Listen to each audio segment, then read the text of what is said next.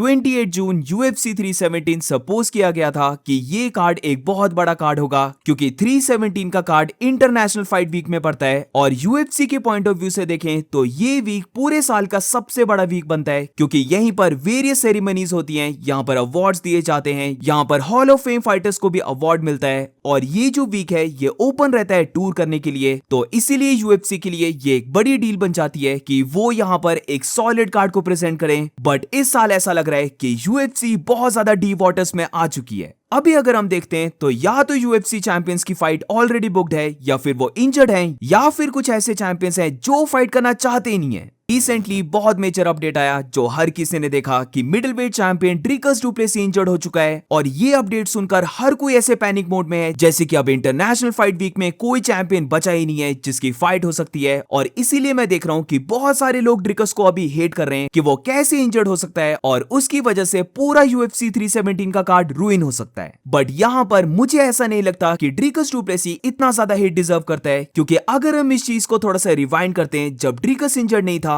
तो गाइज अभी तक ड्रिकस और हामजा चिमाएव की फाइट बुक भी नहीं हुई थी, लेट अलोन ये कंफर्म होना कि ये दोनों फाइटर्स इंटरनेशनल फाइट वीक में फाइट करने वाले हैं। ये जो बात चली थी कि ड्रिकस और हामजा चिमाएव की इंटरनेशनल फाइट वीक में फाइट हो सकती है, ये जस्ट अभी फ्यू डेज पहले ही चली थी। तो इसीलिए मेन चीज ये नहीं है कि ड्रिकस इंजर्ड हो चुका है इसलिए अब इंटरनेशनल फाइट वीक का कार्ड खराब हो जाएगा, बल्कि मेन क्वेश्चन ये बनना चाहिए कि जो चैंपियंस अभी बचे हुए हैं जो पूरे तरीके से हेल्दी हैं वो यहाँ पर फाइट क्यों नहीं कर रहे। हेवीवेट चैंपियन जॉन जोन्स और लाइटवेट चैंपियन इस्लाम महाचेव, ये दोनों चैंपियंस पूरे तरीके से हील हैं, ये कंप्लीटली हेल्दी बैठे हुए हैं। ये ऑब्वियसली थोड़ा ना थोड़ा तो ट्रेन कर रहे होंगे बट फिर भी इन दोनों में से कोई भी स्टेप अप नहीं हो रहा है इस कार्ड को सेव करने के लिए। जॉन जोन्स और इस्लाम, इन दोनों ही चैंपियंस को उठा के देख लो, ये दोनों चैंपियंस अभी परफेक्ट टाइम के लिए वेट करें कि कब सिचुएशन इनके अकॉर्डिंग हो और तब जाकर ये फाइट करेंगे। बल्कि फैंस को चाहिए कि उनके चैंपियंस एक्टिव रहें, उन्हें मजा आए फाइट्स देखने में और जब भी कोई ऐसा सीन बनता है कि अब कौन सा फाइटर फाइट करेगा, ये फाइट तो कैंसिल होगी, तो अब कौन सा ऐसा चैंपियन रहेगा जो स्टेप अप करेगा, इसको लेकर फैंस की एक्साइटमेंट होती है, ना कि ऐसे चैंपियंस को देखना जो एक आइडियल सिचुएशन को देख रहे हैं कि जब तक पूरा सीन उनके अकॉर्डिंग नहीं बैठता तब तक वो फाइट करेंगे ही नहीं। लास्ट ईयर नवंबर के मंथ में जॉन जोन्स ने फाइट की थी और तभी से सबको पता था, बल्कि उससे भी पहले सबको पता था कि जॉन जोन्स की बस और बस interim heavyweight champion Tom Aspinall के साथ ही फाइट होनी चाहिए। और क्योंकि अब जॉन जोन्स ने स्टीपे को बीट कर दिया जिसकी वजह से ये फाइट रुकी हुई थी,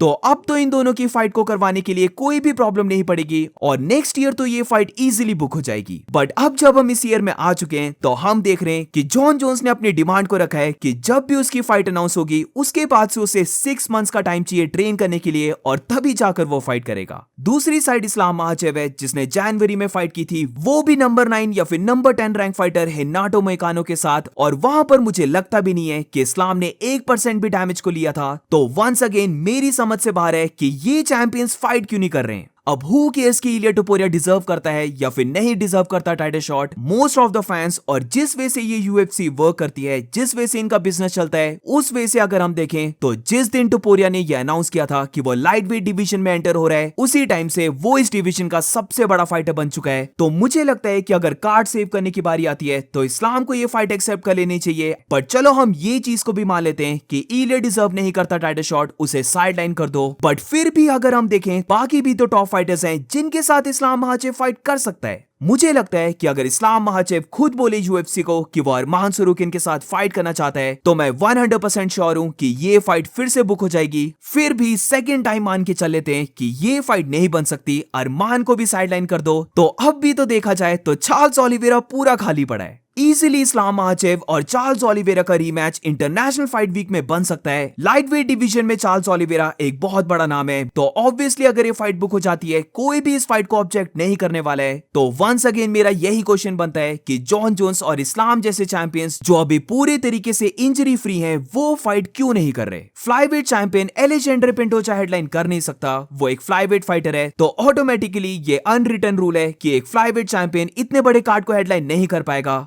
बट यहाँ पर मेरी ओपिनियन में हम सब कुछ यूएफसी के ऊपर ब्लेम नहीं कर सकते, क्योंकि मुझे ऐसा फील होता है कि पेंटोजा को भी चाहिए कि वो थोड़ी सी खुद की भी वॉइस को रेस करे। वो कब तक फ्लाईवेट फाइटर्स जिनको वो ऑलरेडी बीट कर चुका है उनके साथ रीमैचेस करता रहेगा, बल्कि पेंटोजा को चाहिए कि वो अपनी वॉइस को रेस करके ये बोले कि वो डिजर्व करता है कि वो बैंटवेट डिवीजन में जाए और वहां पर डबल चैंपियन बनने की एटलीस्ट उसे एक अपॉर्चुनिटी तो मिलनी चाहिए। बट अनफॉर्चुनेटली एलेजेंड्रे पेंटोजा भी अपने आप को सेल नहीं करता है, और इसलिए बेशक उसकी फाइट्स देखने में बहुत मजा आता है, बट वो एक बड़ा चैंपियन नहीं है और इसीलिए वो इंटरनेशनल फाइट वीक को हेडलाइन नहीं कर सकता। और कौन सा फाइटर बचता है? बैंटवेट डिवीजन बुक्ड है, फेदरवेट डिवीजन अलेक्जेंडर ने जस्ट अभी फाइट की थी, वेल्टरवेट चैंपियन बिलाल की फाइट बुक है, मिडिलवेट ड्रिकस डुप्लेसी इंजर्ड हो चुका है, और रही लाइट हैवीवेट डिवीजन की बात, तो अब जाकर मैं एलेक्स परेरा को मिस कर रहा हूं कि काश वो अभी भी चैंपियन रहता, क्योंकि फिर हमें एटलीस्ट एक ऐसा चैंपियन तो मिल जाता कि उसे कहीं पर भी बोलते वो स्टेप अप हो जाता फाइट करने के लिए। सीरियसली अगर देखा जाए तो यूएफसी फैंस को एलेक्स परेरा जैसे चैंपियंस चाहिए जो किसी भी लोकेशन किसी भी टाइम पर अगर कोई भी इवेंट कैंसिल होता है तो वहां पर खुद स्टेप इन होके ये बोलता था कि वो यहां पर फाइट करना चाहता है। Right now UFC 317 international fight week के लिए हमें कोई ऐसा ही चैंपियन चाहिए जो इस मेंटेलिटी से फाइट करता है कि वो चैंपियन है, अगर वो डिवीजन का किंग है तो उसे कोई भी फर्क नहीं पड़ता कि कौन उसे चैलेंज करता है, वो रेडी हो जाएगा फाइट करने के लिए। बस मैं यहां पर प्रे कर रहा हूं कि कहीं यहां पर वीमेन की फाइट को मेन इवेंट ना बना दिया जाए, जिधर ये अनाउंसमेंट आ रही है कि यूएफसी 317 में जॉन्ग बेली हेडलाइन कर रही है और को मेन इवेंट बन जाए एलेजेंड्रे पेंटोजा। फिर तो ये कार्ड कंप्लीटली फक्ड हो जाएगा, सबसे बड़ा फाइट वीक एक सबसे लो फाइट वीक बन जाएगा। तो ये तो मैं प्रे कर रहा हूं कि एब्सोल्युटली ना हो। अगर फीमेल की चैंपियनशिप फाइट भी बनानी है तो वो को मेन इवेंट या फिर थर्ड फाइट रहनी चाहिए। और इसके साथ मैं ये भी प्रे कर रहा हूं कि कहीं ऐसा ना हो कि हामजा चिमाएव और कायो बहालियो की फाइट बुक तो हो जाए तो वो कहीं कार्ड की मेन इवेंट ना बन जाए। बेशक कायो बहालियो एक बहुत अच्छा फाइटर है, वो one of the fighting nerds का मेंबर है जिनके पीछे बहुत ज्यादा हाइप है अभी, बट फिर भी अगर हम देखें तो हामजात और कायो की फाइट इतनी ज्यादा हाइप वाली फाइट नहीं है कि उसे इंटरनेशनल फाइट वीक जो इतना बड़ा कार्ड है वहां पर मेन इवेंट बना दिया जाए। बल्कि मेरी ओपिनियन में अगर हामजात और कायो की फाइट बुक होती है तो ये फाइट को मेन इवेंट होनी चाहिए, और अगर by chance Zhang Weili fight करती है तो वो फाइट नंबर 3 पर होनी चाहिए। बट फिर भी एक बार फिर से हम फंस चुके हैं कि मेन इवेंट कौन रहेगा। जॉन जोन्स का तो मैं 100% श्योर हूं कि वो तो स्टेप इन नहीं करने वाला है, बट इस्लाम से मुझे थोड़ी सी उम्मीद है। बट वहां पर भी ऐसा लग रहा है कि अगर इस्लाम और जस्टिन गेची की फाइट होती है तब जाकर इस्लाम महाचेप स्टेप अप होने वाला है। बट अगर ये होता है कि इस्लाम को अरमान के साथ फाइट करनी है या फिर चार्ल्स ओलिवेरा के साथ फाइट करनी है, फिर तो इस्लाम का स्टेप अप होना थोड़ा सा मुश्किल लग रहा है। और इसके साथ इस्लाम वर्सेस इलिया की बात तो भूल ही जाओ। अब एक तो यूएफसी 317 एक बहुत बड़ा इवेंट है, तो यहाँ की मेन इवेंट फाइट को एक नॉन टाइटल फाइट तो नहीं बना सकते अनलेस यहाँ पर कॉनर मैग्रेगर फाइट करता है, जो ऑब्वियसली अभी फाइट करने की कंडीशन में भी नहीं है। तो इसीलिए ये वाला बड़ा कार्ड हो या फिर कोई भी नॉर्मल कार्ड भी क्यों ना हो, उधर कोई ना कोई तो बेल्ट लाइन पे लगी हो। और इसीलिए मुझे लगता है कि अगर जॉन जोन्स डिक्लाइन कर रहा है, इस्लाम महाचेप डिक्लाइन कर रहा है, ड्रिकस इंजर्ड हो चुका है, एलेजेंड्रे पेंटोजा को मेन इवेंट नहीं बना सकते, तो मेरी ओपिनियन में Dustin Poirier versus Max Holloway for the BMF championship belt fight book हो सकती है। दोनों फाइटर्स बहुत बड़े नाम हैं, यहाँ पर बैडेस्ट मदरफकर की बेल्ट लाइन पे भी लगने वाली है। और ये फाइट और भी बड़े सिग्निफिकेंस को होल्ड करती है क्योंकि यहाँ पर डस्टिन अपनी लास्ट फाइट करने वाला है, ये फाइट उसकी रिटायरमेंट फाइट होगी। तो इसीलिए मुझे लगता है कि इंटरनेशनल फाइट वीक में ये फाइट सेल करने वाली है। और हु केयर्स के ये दोनों फाइटर्स 2 बार भी पहले फाइट कर चुके हैं, मुझे लगता है कि ये फाइट सेल हो सकती है। अगर कोई भी चैंपियन स्टेप अप नहीं कर रहा है तो डस्टिन वर्सेस मैक्स की फाइट एक परफेक्ट फाइट रह सकती है। ये कार्ड को सेव कर सकते हैं और डस्टिन पोरियर के पास एक बहुत बड़ी अपॉर्चुनिटी होगी जहां पर वो अपनी लास्ट फाइट में मैक्स हॉलोवे को बीट करके एक बीएमएफ चैंपियन रहकर रिटायरमेंट ले सकता है। तो ओवरऑल मेरे लिए अगर कोई भी चैंपियन स्टेप अप नहीं कर रहा है तो मेन इवेंट बना दो Dustin Poirier versus Max Holloway की trilogy fight for the BMF belt. को मेन इवेंट बना दो Hamzat Chimaev versus Caio Borralho for the interim middleweight championship belt. और फिर तीसरी फाइट में भी अगर कोई बेल्ट को लाइन पे लगाना है तो लगा दो। यहाँ पर डेफिनेटली विमेन्स स्ट्रॉवेट फाइट बन सकती है जहां पर जॉन्ग बेली अपनी बेल्ट को डिफेंड कर रही है।